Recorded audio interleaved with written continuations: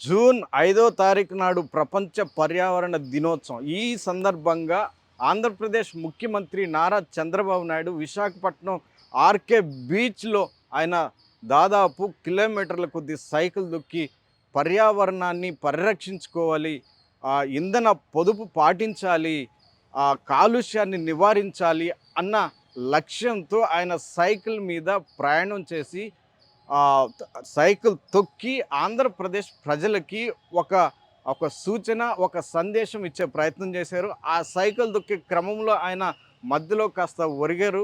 అయితే వెంటనే స్పందించినటువంటి భద్రతా సిబ్బంది ఆయనని దాన్ని పట్టుకొని కాపాడారు. అయితే ఇక్కడేమి ప్రమాదం అయితే జరగలేదు. కానీ ఇక్కడ సైకిల్ దొక్కడంలో ఒక 2 విషయాలు మనం క్లియర్‌గా గమనించాలి. ఒకటి, పర్యావరణాన్ని రక్షించుకోవడానికి, పొల్యూషన్‌ని కంట్రోల్ చేసుకోవడానికి సైకిల్ తొక్కడం మంచి విషయమే. అయితే దానికి సంబంధించి ఆంధ్రప్రదేశ్‌లో సైక్లింగ్ చేయడానికి ఎక్కడ కూడా స్పెషల్ ట్రాక్స్ ఎక్కడ లేవు.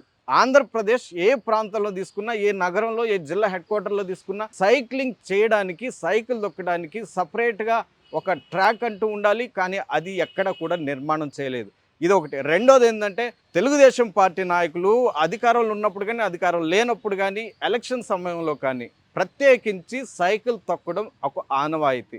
ఎందుకంటే వాళ్ళ ఎలక్షన్ సింబల్ సైకిల్ కాబట్టి. దీని మీద మీ ఒపీనియన్ ఏంటో కామెంట్లో తెలియచేయండి.